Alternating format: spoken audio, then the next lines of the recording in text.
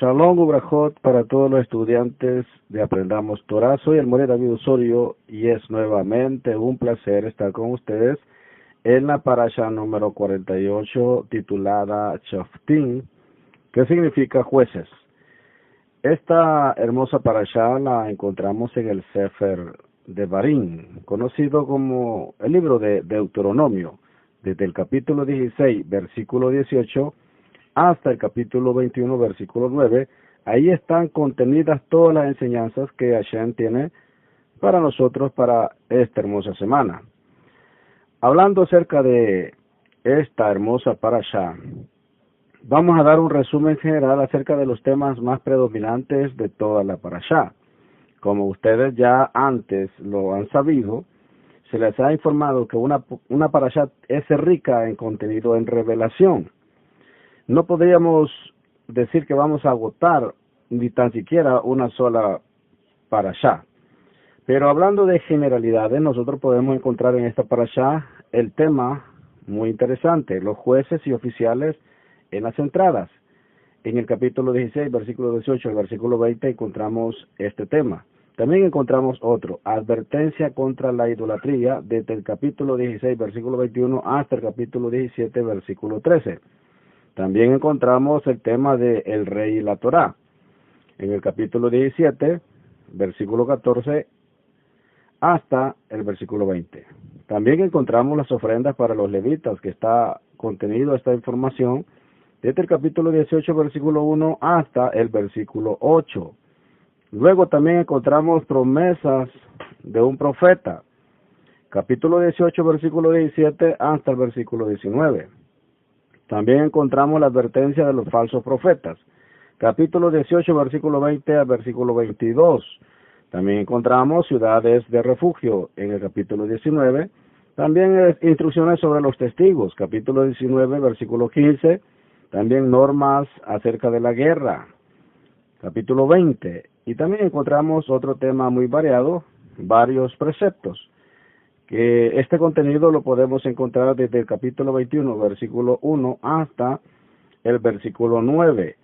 Aquí en estos textos, en estos temas, subtemas, está contenida toda la enseñanza de la parashá. Sin embargo, nosotros no podemos tocar todos los temas debido al corto tiempo y también que no es didácticamente recomendable, ya que tendríamos que nada más de una manera superficial quizás tocar todos los temas y esto no nos ayudaría a ahondar en nuestro conocimiento de la Torá. Por lo tanto, vamos a elegir algunos 2-3 temas para profundizarlos con la esperanza de que el próximo año, cuando pasemos por esta parashá, podamos agregar otros temas que no hayamos visto. Esta porción está dedicada casi en su totalidad al tema de justicia. Nos habla de la necesidad de que los pueblos tengan jueces y líderes justos que puedan hacer cumplir las leyes con justicia y equidad. Ahí encontramos estos tipos de jueces. Encontramos los jueces, los sacerdotes, el rey y el profeta, que son autoridades. En la cita de Devarim, capítulo 16, versículo 18, nosotros encontramos este apartado. Jueces y oficiales pondrás en todas tus ciudades. La palabra que ha sido traducida como ciudades, en el original más bien suena como a entradas. Y dice así el texto, completamente. Jueces y oficiales pondrás en tus entradas, que Adonai tu Elohim te dará en tus tribus, los cuales juzgarán al pueblo con justo juicio. Bien, como vemos, el mandato era de poner los jueces y los oficiales en las entradas de las ciudades, y ahí es donde realmente se juzgaba al pueblo.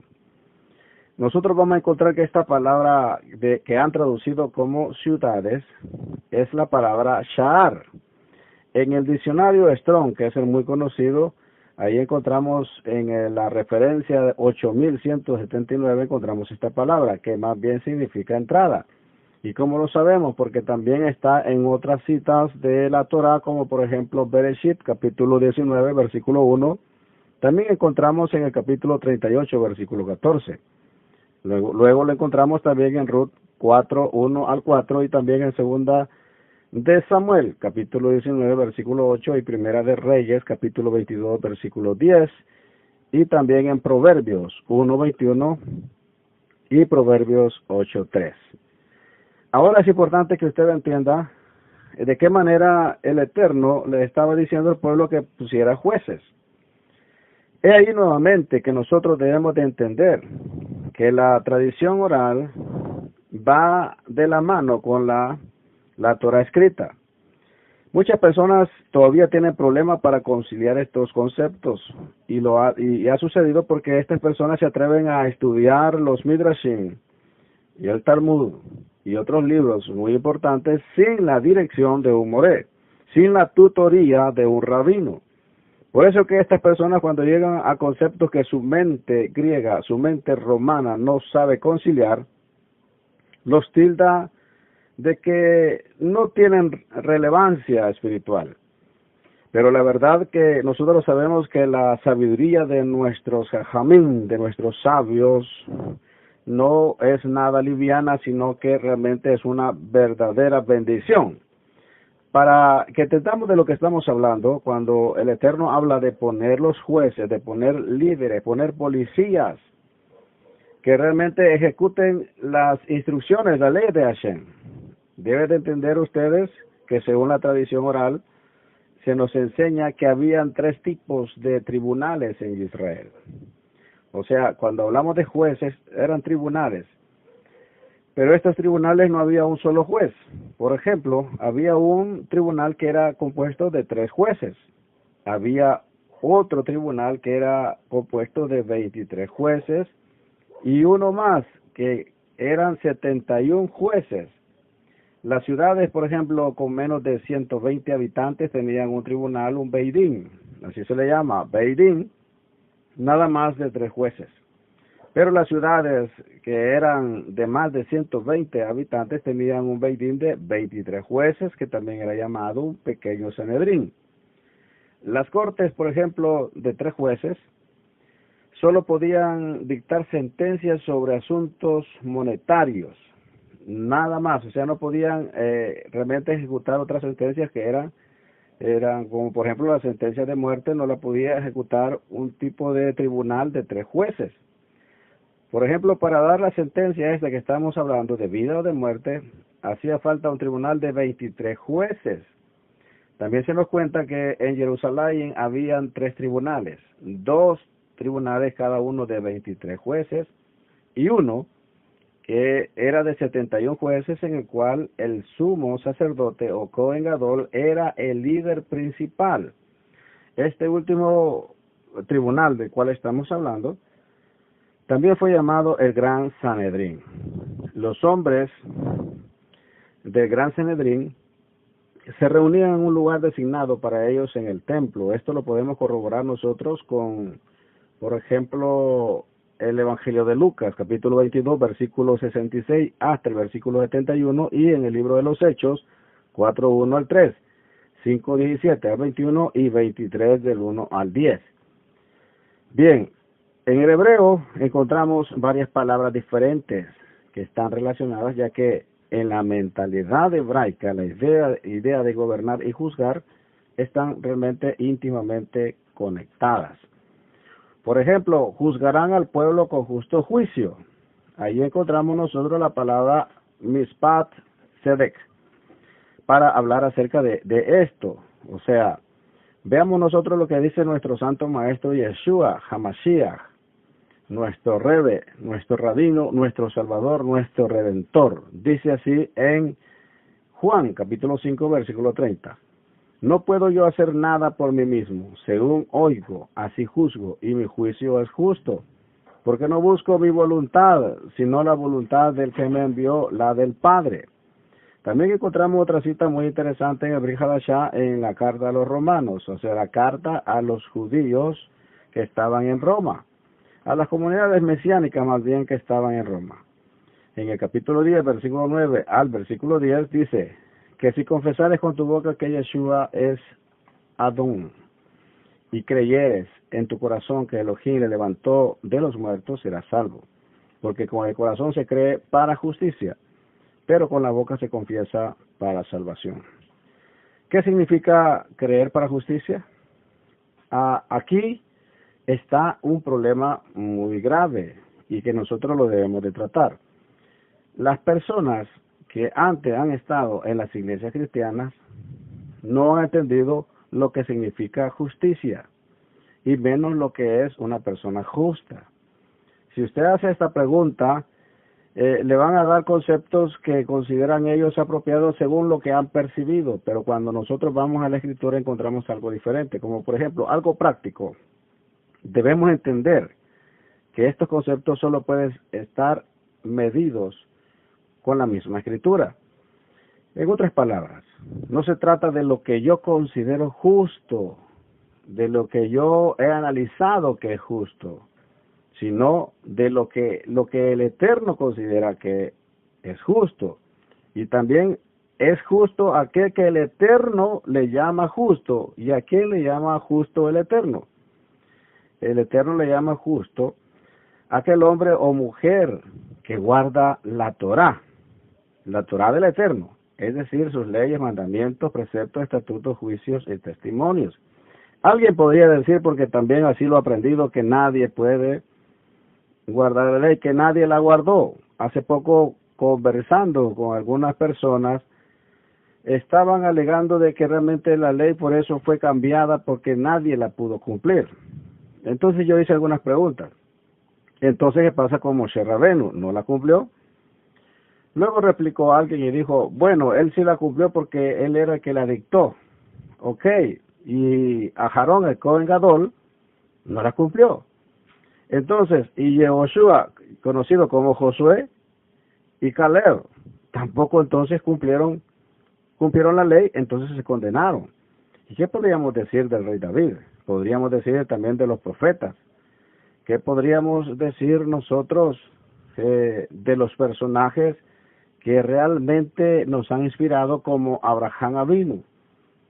Podría decir alguien que ellos no cumplieron tampoco la ley porque así asumen que no cumplieron la Torá. Pero nosotros entendemos que estos conceptos están errados, porque nosotros encontramos, por ejemplo, en el Brit Hadashah, en el Sefer de Lucas, capítulo 1, versículo 6, y en el versículo 17 encontramos un texto que es muy revelador para que entendamos lo que Hashem llama justo y lo que es realmente la Torá. Dice en este texto, ambos eran justos delante de Elohim. No está diciendo delante de los hombres, delante de Elohim. ¿Por qué? Y andaban irreprensiblemente en todos los mandamientos y ordenanzas del Adonai. Oiga, qué interesante. Ellos eran irreprensibles, o sea, nadie les podía sacar tacha en todos los mandamientos y ordenanzas del Adón. Ahora, ¿cómo es que estas dos personas de las cuales se está hablando ese texto, dice que eran justos delante de Elohim? Y pone delante de Elohim, no pone delante de la comunidad. No pone delante de los ojos de los hombres, porque los ojos de los hombres muchas cosas no las perciben, y si perciben, solo perciben lo superficial, pero Hashem mira el profundo del alma. Pero acá este texto deja claro que ambos eran justos delante de Elohim, porque andaban irreprensibles en todos los mandamientos, quiere decir que ellos entonces cumplieron Torah. Las personas aquí se equivocan a menudo porque entienden que es cumplir Torah, cumplir la ley. Cuando oyen que son 613 misbot o mandamientos, luego comienzan a preguntar. Y entonces quiere decir que hay alguno que cumpla con los 613 misbot, preguntan. Pero lo que ellos no logran entender que los 613 misbot están repartidos para diferentes clases de personas. No hay ni siquiera una sola que los pueda guardar todos porque fueron hechos para diferentes tipos de personas. Por ejemplo, hay instrucciones para el Cohen Gadol, hay instrucciones para los levitas, hay instrucciones para los extranjeros, hay instrucciones para la mujer cuando está en cita, hay instrucciones para la mujer cuando está en su periodo menstrual, hay instrucciones también para cuando están de luto, hay instrucciones para la guerra, hay instrucciones para los leprosos, hay instrucciones para las vírgenes, hay instrucciones para los casados. Y así podemos nosotros comenzar a ver que hay instrucciones para todo. Entonces, cuando nosotros venimos a la Torah, agarramos los mandamientos, se nos enseña cuáles son aquella porción que nos corresponde a nosotros poder cumplir.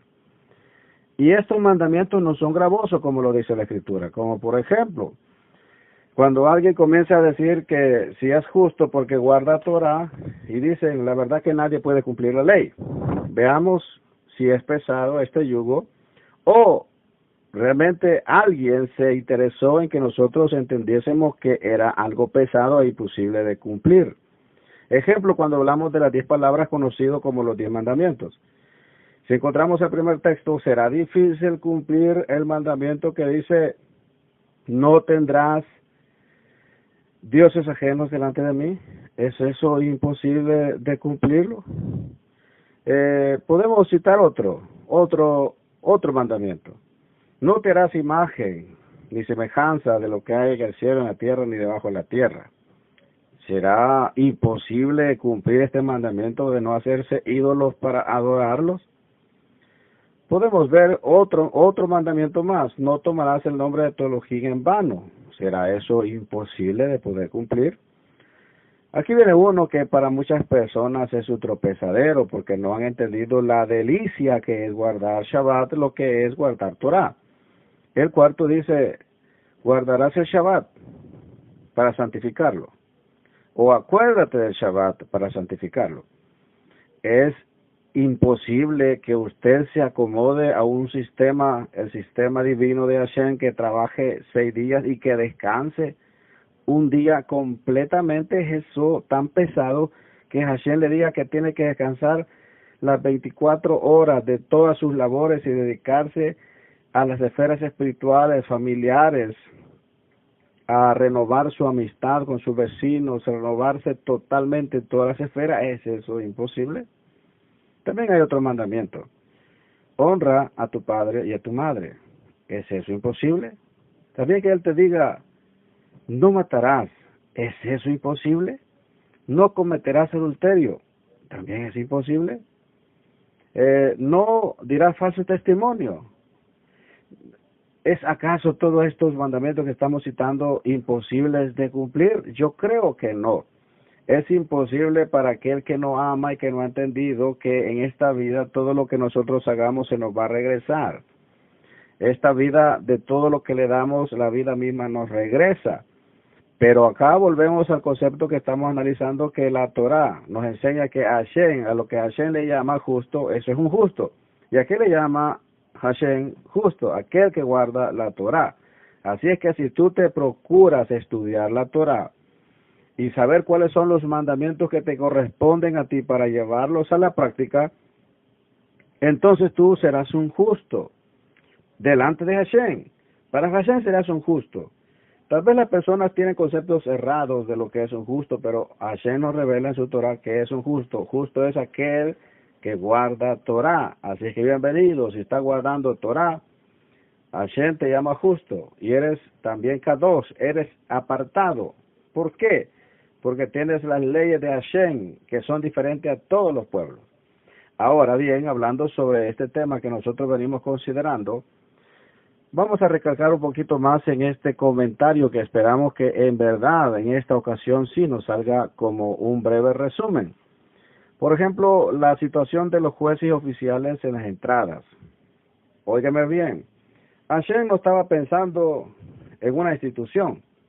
Él estaba pensando en un pueblo y dio leyes especiales para el pueblo. Y quiere decir que para que una sociedad, para que un pueblo funcione correctamente, debe de tener jueces y oficiales. No debe de haber anarquía, como suele suceder en muchas sociedades donde cada quien hace lo que mejor le parece. Cuando eso sucede, esa sociedad realmente va rumbo a la destrucción. Pero el pueblo de Hashem tiene disciplina porque tiene jueces y oficiales. Y esto a qué equivale a nosotros en nuestra vida, en nuestra sociedad, en nuestra generación. Lo que equivale es que nosotros debemos de tener un líder. En los planes de Hashem no existen los llaneros solitarios. No existen aquellas personas que dicen que solamente Hashem está sobre ellos y que no necesitan depender de ningún hombre. Porque nosotros entendemos que todos aquellos hombres que han llegado a ser grandes delante de Hashem han tenido que también depender de otra persona. Y podríamos citar una lista muy larga de todas las personas que, aunque tuvieron un acercamiento muy íntimo con Hashem, para llegar hasta ahí tuvieron que depender de otros que otros les enseñasen.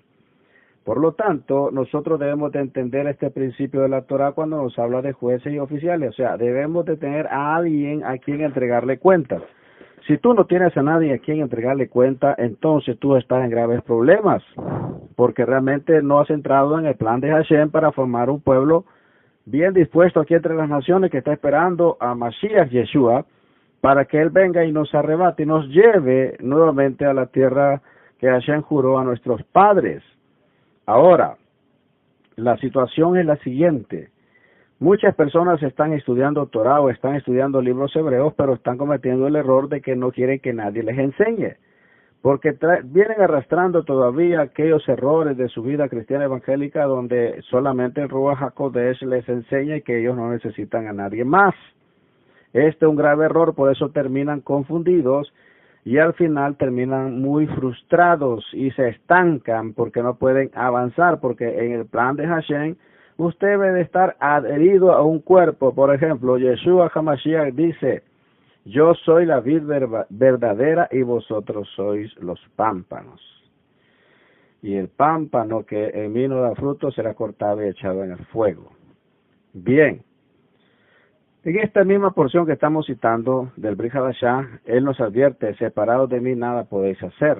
Quiere decir que así como el pámpano debe estar unido, pegado a la demás planta para poder disfrutar de esa hermosa savia, la bella y rica savia de lo que es la Torah, porque cuando Él se presenta como la vida y nosotros los pámpanos, Él está diciendo: si no están pegados a mí, realmente ustedes no pueden llevar frutos.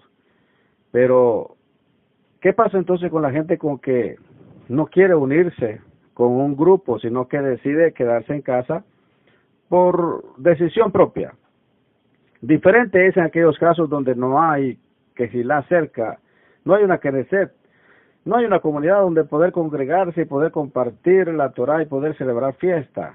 Ok, está bien que usted se interese en celebrarlo en casa, pero a medida que se den la oportunidad, usted debe saber que como fruto del verdadero estudio de la Torah, usted va a anhelar estar juntos. Y si hay diferencia, la va a arreglar, porque es un Talmid Jajam, es un estudiante muy sabio, porque usted escucha la Torah y la lleva a la práctica, y sabe que tiene jueces y tiene oficiales.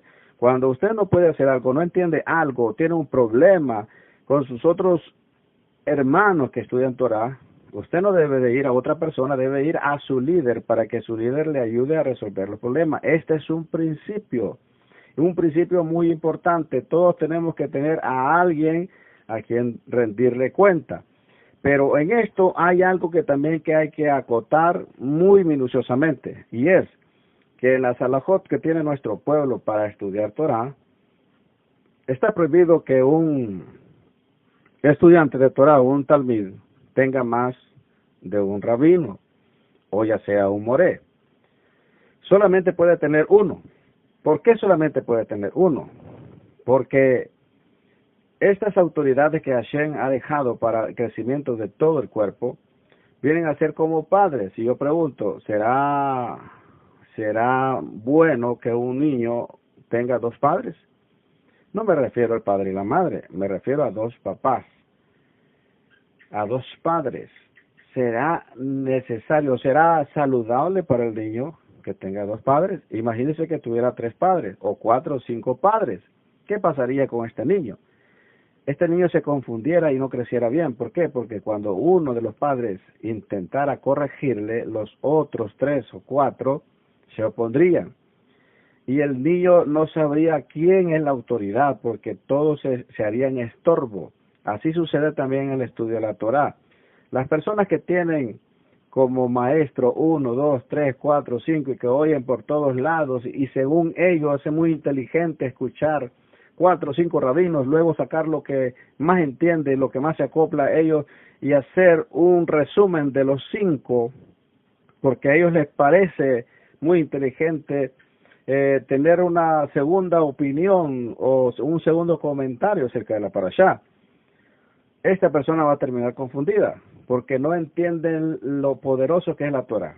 Podemos haber 20,000, 50,000 morín, maestros de Torah, que estamos hablando una parashá y que estamos hablando del mismo tema y la misma porción, y con temas completamente diferentes, en diferentes niveles, pero eso no quiere decir que algunos son buenos y otros son malos, sino que la Torah, el texto, es como un bello diamante que tiene cortes muy especiales, son facetas que cada uno mira. Pero cuando un estudiante oye de un lado una parashá, el comentario, luego escucha otro comentario, termina confundido porque no sabe cómo conciliarlo. Muchas veces parece hasta imposible conciliar lo que están diciendo dos. El problema es que él va a decidir a quién hacerle caso porque le va a hacer caso a aquel que más se acopla a lo que él entiende.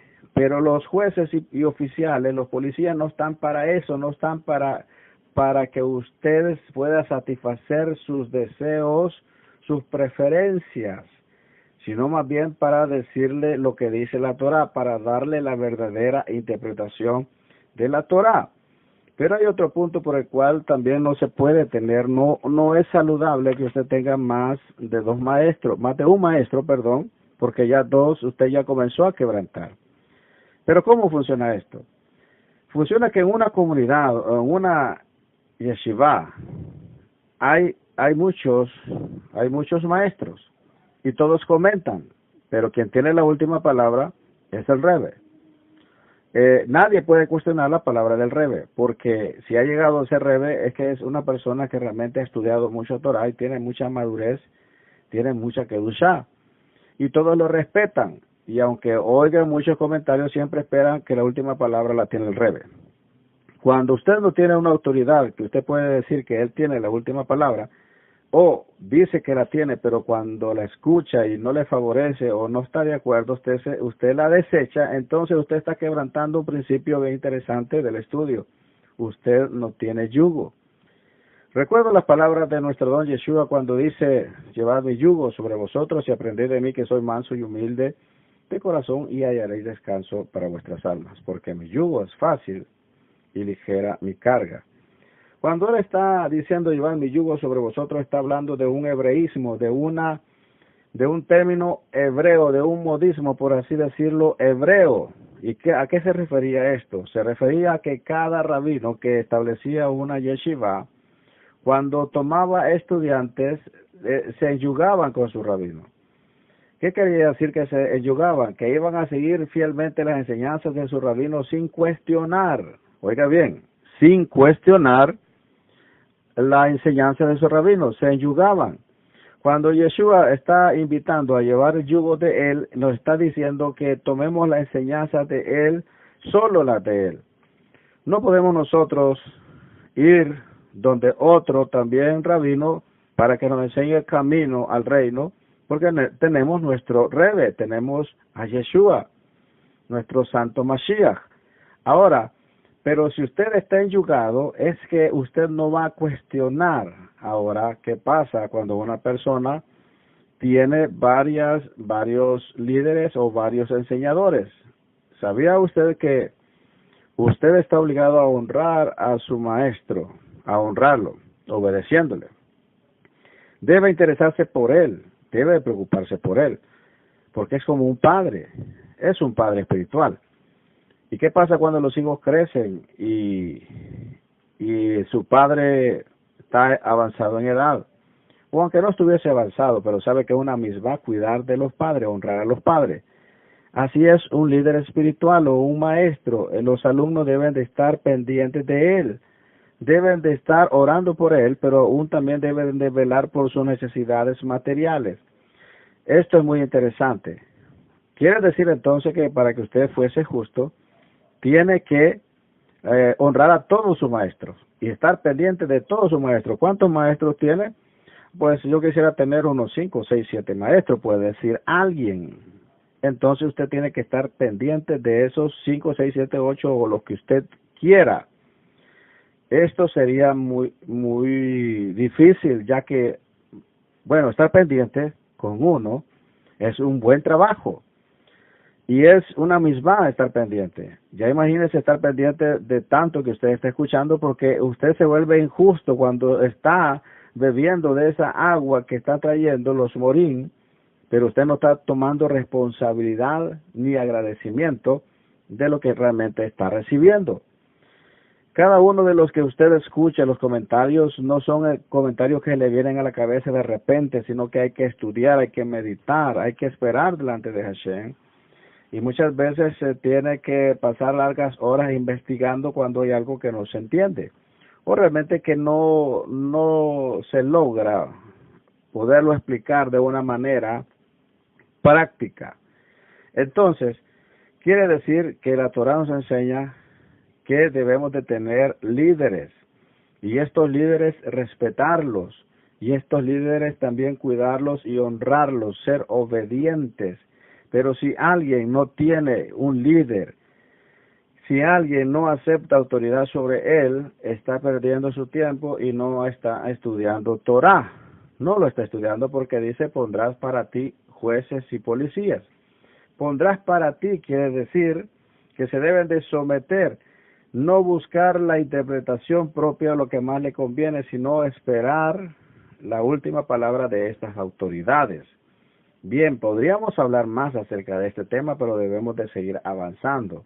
En los temas que nosotros ya traemos también, que hemos mencionado, también mencionamos la advertencia contra la idolatría, que este tema ya también se ha tratado en otras parashot.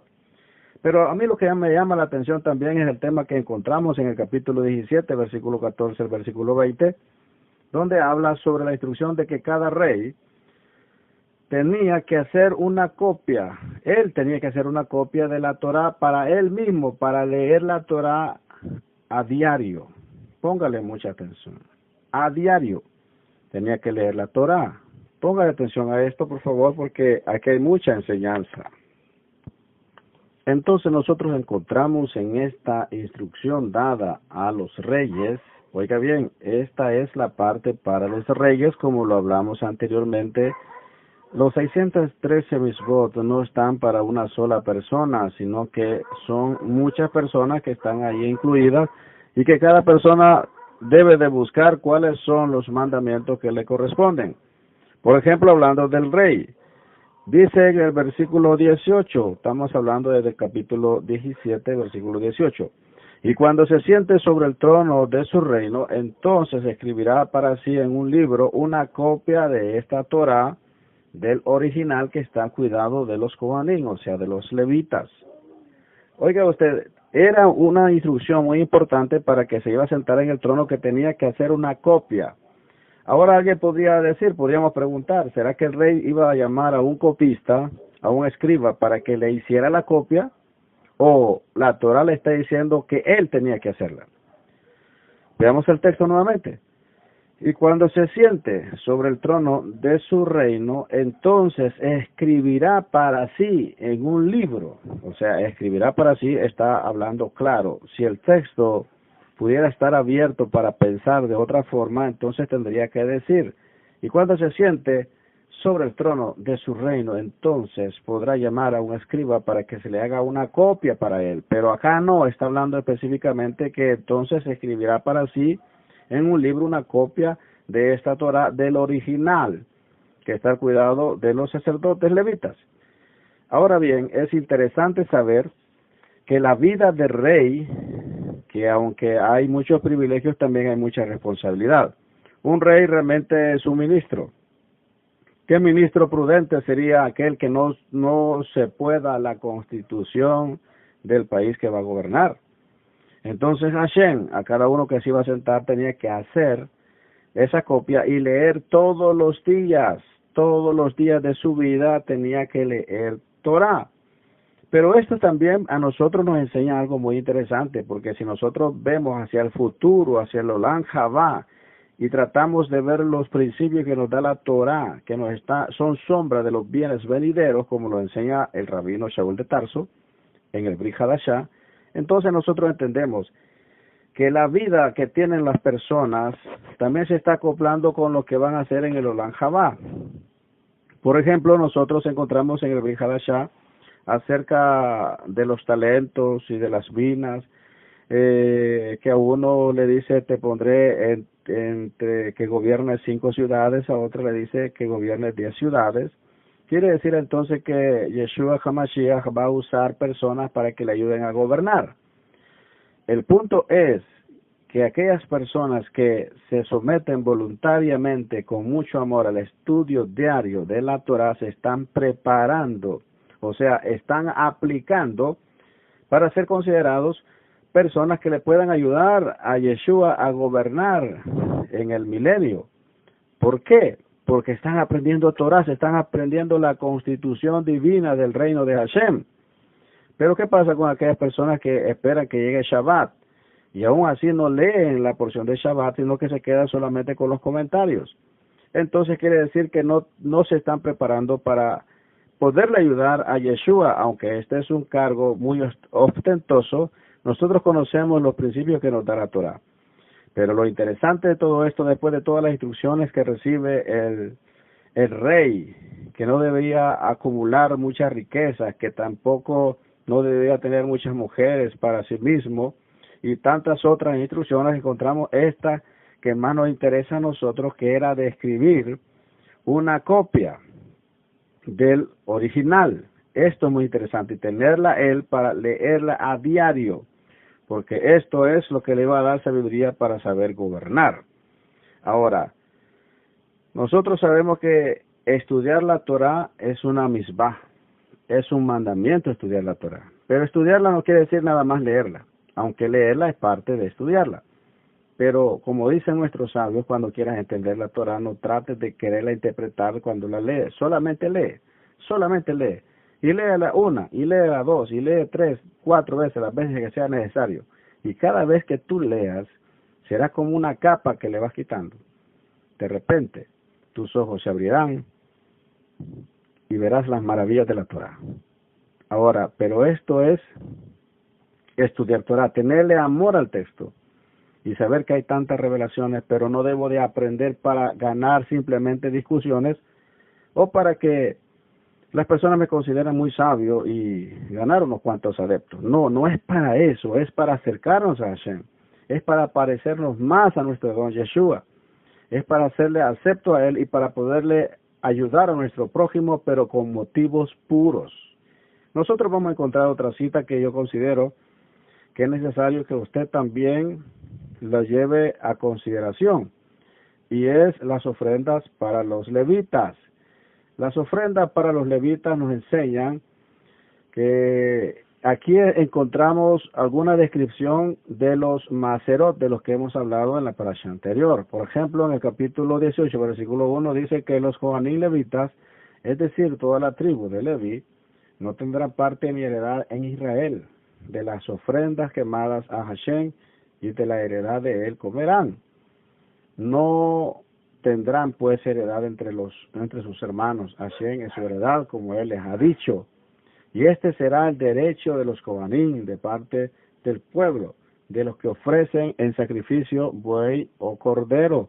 Darán al Cohen, o sea, al sacerdote, la espaldilla, las quijadas y el cuajar. En el versículo 4 dice, las primicias de tu grano, de tu vino y de tu aceite, y las primicias de la lana de tus ovejas le darás, ¿a quién? A los levitas. 5, porque le ha escogido a Hashem, tu Elohim, de entre todas las tribus, para que esté para administrar en el nombre de Hashem, él y sus hijos para siempre.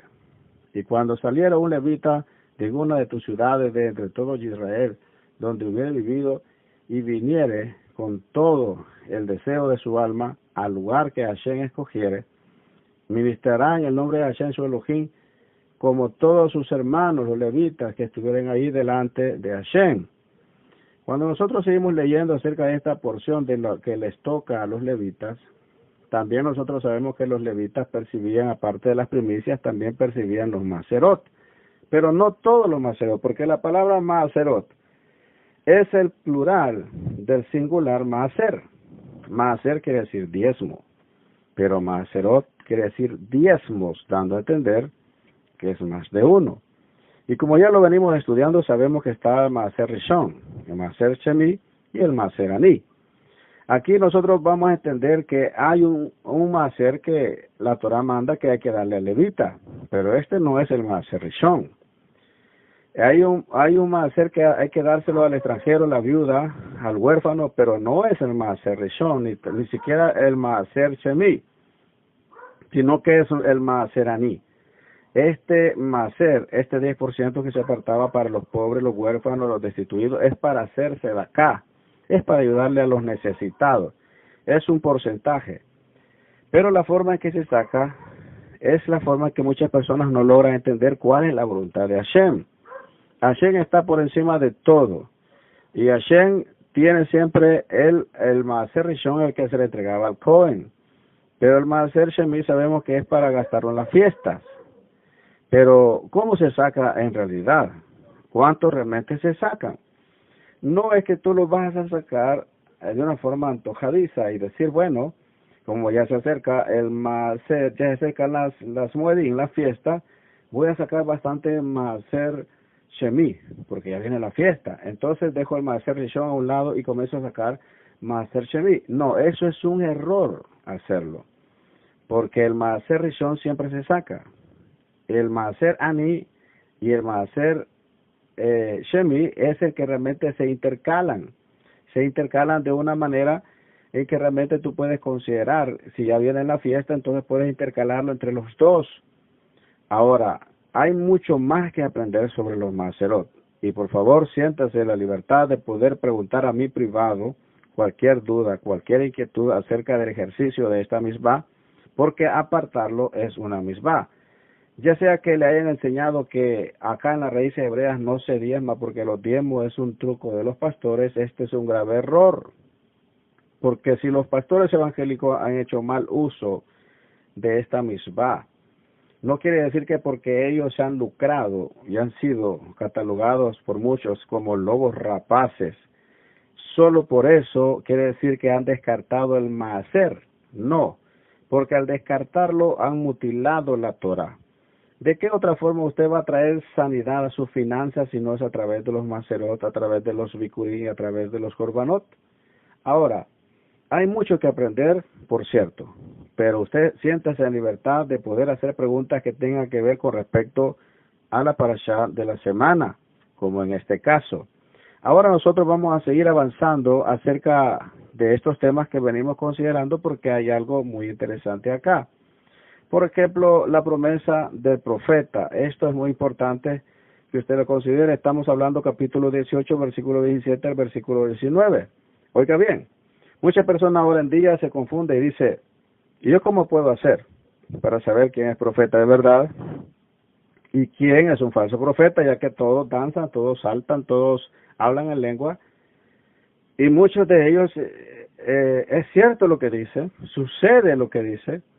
Nosotros encontramos la información que nos da la Torah al respecto. Oiga bien, la información que nos da la Torah al respecto. Esto lo encontramos en el capítulo 18, versículo 17. En el capítulo 18, versículo 17, nosotros vamos a encontrar algo muy interesante que vamos a considerar a continuación. Bien. Y cuando hablamos en el versículo 18 dice, profeta le levantaré de en medio de sus hermanos como tú, y pondré mis palabras en su boca, y él les hablará todo lo que yo le mandare. Aquí está hablando acerca de Yeshua HaMashiach. ¿Por qué? Porque han habido muchos profetas de verdad que Hashem los levantó. Pero aquí está dando la clave de la Torah que dice que no es un profeta como los demás profetas, es un profeta. Les levantaré en medio de sus hermanos como tú. Como ¿a quién está hablando? Está hablando a Moshe. ¿Y cómo era Moshe? Moshe era un sadik que alcanzó una grandeza, una kedushá como la de un malak, un ángel. Él hablaba cara a cara con Hashem. Tenía una intimidad nunca antes vista con el Todopoderoso. Y cuando habla del profeta que será como Moshe, quiere decir alguien que tenga ese mismo nivel o mayor que Moshe. El único que ha llenado todo esto es Yeshua HaMashiach, quien él venía del Padre y él hablaba no palabra de él, sino palabra del Padre. Y cuando se da la sentencia en la Torá, en el versículo 19, dice, mas a cualquiera que no oyere mis palabras, que él hablare en mi nombre, yo le pediré cuenta. Oiga, qué interesante. El que no oyere las palabras de nuestro santo, Yeshua HaMashiach, no del Jesús romano que inventaron, no del Jesús griego, porque si usted mira las vestiduras que usa el Jesús inventado por la Iglesia Católica, las vestimentas no son las vestimentas de un hebreo. Esas vestimentas son las de un griego, las de un filósofo griego. Una túnica con otro manto cruzado desde los hombros hasta abajo, esa era la forma en que se vestían los filósofos griegos, pero un hebreo, un yahudín, no se vestía así. Tiene una vestimenta peculiar donde el talit forma parte del vestuario.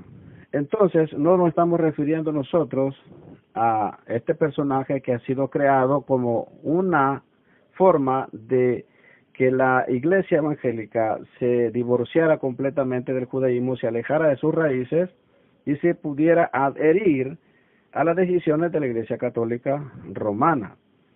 Bien, pero estamos hablando acerca de Yeshua y estamos hablando que él es el cumplimiento de esta palabra y que las palabras dice que no oyere, mas a cualquiera que no oyere mis palabras, que él hablará en mi nombre, yo le pediré cuenta. Oiga bien, aquí viene sobre los falsos profetas. El profeta que tuviera la presunción de hablar palabra en mi nombre, a quien yo no le haya mandado hablar o que hablare en nombre de dioses ajenos, el tal profeta morirá. Y dice el 21, y si dijeres en tu corazón, ¿cómo conoceremos la palabra de Hashem que él no ha hablado? Dice el 22, si el profeta hablara en nombre de Hashem y no se cumpliere lo que dijo, ni aconteciere, es palabra que Hashem no ha hablado. Con presunción la habló el tal profeta, no tengas temor de él. Alguien me podría decir entonces, pero More, fíjese que yo fui a una reunión y un hombre me habló y me puso manos y me dijo cosas que nadie más sabía y me dijo cosas que me iban a suceder y fíjese que me sucedieron así como él me dijo. Entonces, pero después me di cuenta que la persona realmente no era recta. Entonces, ¿cómo es eso? Que Dios habla a través de estas personas, pero no son personas que realmente son rectas. Y la gente se confunde porque no entiende la Torá. Para encontrar el perfil de un profeta verdadero hay dos partes. O sea, el sello de aprobación de un profeta tiene dos partes. Pero para llegar a esas dos partes, primero debe entender usted que está envuelto en estas dos partes, que debe de aprender Torah, debe de saber Torah, porque un profeta jamás trajo algo nuevo o diferente a lo que está en la Torah. No se puede, porque en la Torah está escrito que no le podrás añadir palabras a este libro, ni tampoco le podrás quitar. Es una sentencia terrible aquel que le quiera añadir o le quiera quitar. Quiere decir entonces que un profeta verdadero jamás trajo algo diferente, una revelación nueva, no, jamás, sino que ellos lo que hicieron fue revelar los secretos, desbloquear los códigos que están en la Torah y sacar a la luz lo que ahí ha estado siempre, pero que no se miraba. Eso es lo que hace un profeta verdadero y para eso hay que aprender Torah. Pero hablando del sello, aquí encontramos un sello, aquí encontramos la primera parte y eso es lo que usted debe entender, que la Torah así es de perfecta. Aquí en este texto nos está dando la mitad, por así decirlo, o por así decirlo, el primer sello. Pero este profeta, los verdaderos profetas tienen dos sellos, no solamente tiene uno. Y uno de ellos es que si habla, se tiene que cumplir lo que él ha dicho. Bueno, resulta que hay muchas personas que hablan con espíritu de adivinación. ¿Y por qué voy a decir yo y por qué me atrevo a decir que es adivinación? Lo digo con autoridad y con propiedad, porque yo mismo también fui pastor evangélico durante 21 años y conocí muy a fondo y practiqué y también ejercité el don de la profecía. Muchas personas adivinan, muchas personas perciben y adivinan lo que está pasando o lo que le va a pasar. Pero esto no es lo que determina si un profeta realmente es verídico o es falso. Pero usted me dirá, ¿pero que acaso la Torah no está diciendo ahí que si el tal profeta hablar y se cumpliera, entonces sí, es un profeta que Hashem ha mandado? Pero si no se cumpliera, entonces que no hay que tener temor de él. Pero usted me dice que aun que se cumpla, aún así no es seguro que sea profeta de verdad. ¿Por qué? Porque encontramos en otra parte de la Sagrada Escritura el otro sello que realmente determina si un profeta es verdadero o no. ¿Y cuál es el otro sello? El otro sello es que aparte de que cuando hable se cumpliere lo que él dijere, también debe ser un profeta que no te aleje de Hashem, no te aleje de la Torah, sino que te acerca más a la Torah. Nosotros encontramos en otras partes de la Torah la advertencia que también dice que si un hijo o un familiar se levanta hablando desde que vayan a adorar a otros dioses, que está en la responsabilidad de denunciarlo, para juzgarlo y también para sentenciarlo, porque no se debe permitir que una persona se levante induciendo a otras a alejarlo de Hashem, alejarlo de la Torah. Y esta es la otra contraparte del verdadero profeta. Un verdadero profeta no te va a acercar para él, no te va a ser adepto de él, no te va a hacer que tú lo sigas a él y que seas lo máximo. Él va a ser una luz que te va a alumbrar para acercarte más a Hashem. Quiere decir entonces que este es un sello muy precioso. ¿Por qué? Porque una persona que aunque sea cristiana, pero que tenga el verdadero Ruach HaKodesh, óigame bien, porque muchas personas creyentes no tienen el verdadero. ¿Y por qué digo yo que no tienen el verdadero? Porque no tienen estos sellos del cual estamos hablando. Estos mismos sellos también Rab Shaul, el rabino Shaul, le dice a Timoteo, su hijo en la fe, que el fundamento de Elohim está firme teniendo este sello. Conoce a Hashem a los que son suyos. Y, oiga bien, conoce a Hashem los que son suyos, una parte. Y, dos, y, apártese de iniquidad todo aquel que invoca el nombre de Hashem. Quiere decir que una persona que tiene el verdadero Ruach HaKodesh es una persona que Hashem lo conoce y que también se aparta del pecado. Pero ¿qué pasa con aquellas personas que sostienen que tienen dones, que Dios les habla, que tienen revelación, pero viven en pecado, viven en adulterio, viven en fornicación? Algunos hasta se atreven a decir: no me mira a mí porque yo soy hombre, yo me equivoco, yo fallo, fíjese en el Eterno, yo estoy aquí por misericordia. Y toda la gente sabe que ha dejado a su mujer y está con otra persona, y mucha gente acepta porque desconoce la Torah, desconoce el verdadero sello de un verdadero profeta, que es que cuando hablare se va a cumplir, pero no determina solo eso, sino que es un profeta que no lo va a alejar de Hashem ni tampoco de la Torah, sino que lo va a acercar a Hashem siempre. Esta es una prueba de fuego que muchas veces son sometidas aquellas personas que vienen del pentecostalismo. Cuando se enfrentan a la Torah, cuando una persona se enfrenta a la verdad de la Torah, es ahí donde se revela si verdaderamente tiene el Ruach HaKodesh o no. ¿Y cómo es eso?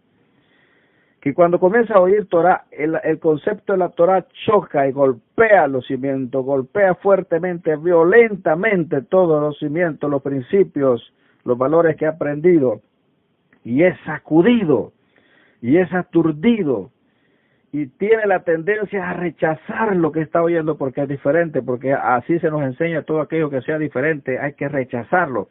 Pero si tiene el verdadero Ruach, aunque lo quiera rechazar, vaya a hallar algo dentro de ellos que les va a decir que eso es lo correcto y que tiene que seguir. tal vez no le favorezca o no le gusta porque tal vez se ha habituado a la falsa doctrina de salvo, siempre salvo, o de la gracia malentendida. Pero si tiene el Ruach HaKodesh, va a ser una fuerza que lo va a estar empujando desde adentro, y aunque no lo entienda, le va a seguir diciendo, sigue investigando, sigue leyendo, sigue escuchando, avanza, no te detengas, y va a ser algo que lo va a empujar y que no lo va a entender. Porque esa fuerza lo está empujando aun cuando realmente no logra entender todo.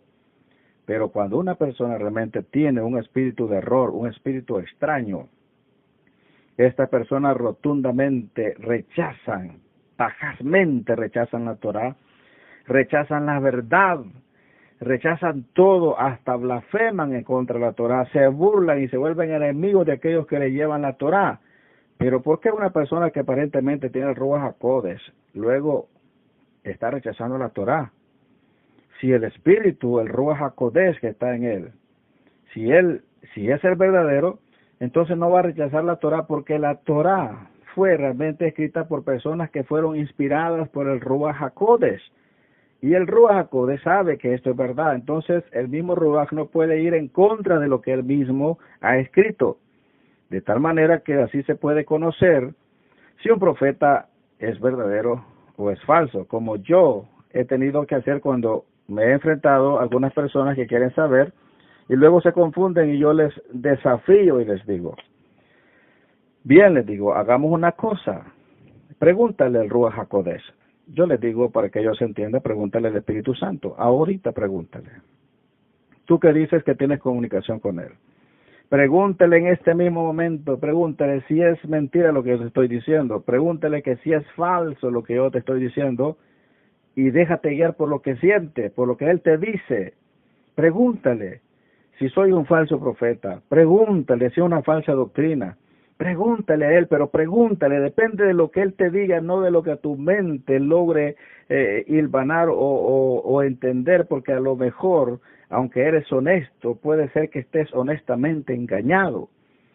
Entonces los desafíos así, en todos los casos que se han habido, las personas quedan calladas y no dicen nada, se queda como turbada.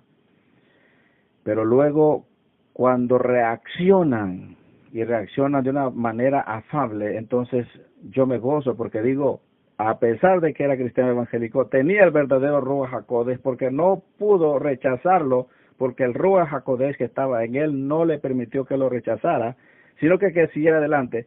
Pero cuando hay una persona que hace lo contrario, entonces yo digo, entonces no era el Ruach HaKodesh que tenía, porque esta Torah, bendita Torah, fue escrita por personas inspiradas por el Ruach HaKodesh. ¿Cómo puede ser que el Ruach esté en contra de lo que él ha escrito? Jamás. Si se puso en contra es porque no tiene el verdadero Ruach HaKodesh.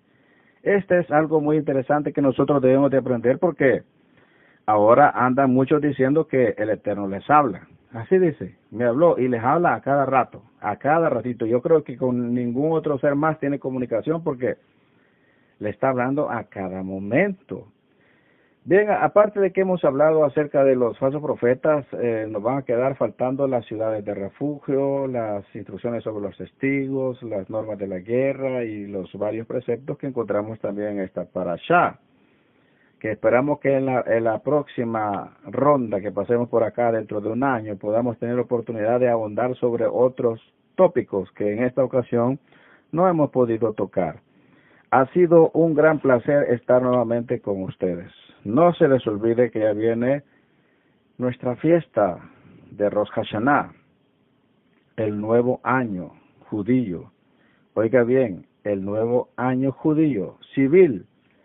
Nuestro pueblo tiene 4 años nuevos, y esta enseñanza pronto llegará al grupo textualmente para que usted lo pueda copiar y lo pueda compartir. Hay 4 años nuevos. Y esta es una fiesta que es Rosh Hashanah, pero en la Torah aparece como Yom Teruah. Es un día del toque de trompeta. Un día donde se dan 100 toques de shofar.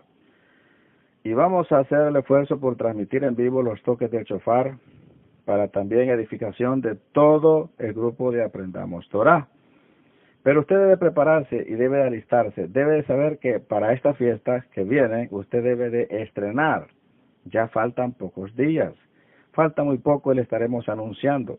Debe de estrenar usted y sus hijos en su casa, arregle su casa, píntela, arréglela, adórnela, prepárese para hacer una buena cena y celebremos que Hashem nos está concediendo que vamos a entrar en el conteo que lleva la casa de Yahudá y la casa de Israel entre las naciones de 5.779 años. Para ahí vamos a entrar, ya está por terminar el año 5.778 y entramos al 79 en este conteo.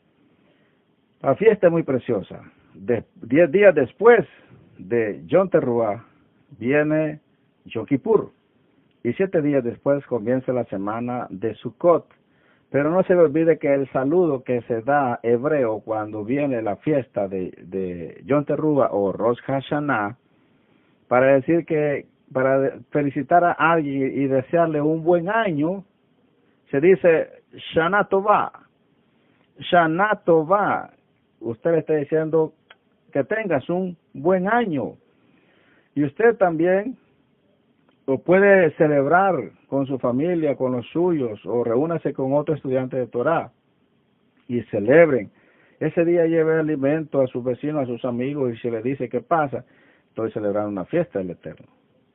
Y usted va a poder gozarse y estar listo preparándose para las otras fiestas que vienen bíblicas, aparte de las fiestas culturales que también nos espera para los periodos de octubre, de noviembre más que todo, y diciembre. Bien, amados estudiantes de Torah, espero de que cumpla cada quien su tarea y por favor pónganse al día, esfuércese, porque estamos preparándonos para el regreso de nuestro Don Yeshua Hamashiach, el cual nos regresará a la tierra que Hashem le juró a nuestros padres Abraham, Isaac y Jacob que se la daría, tierra que fluye leche y miel, que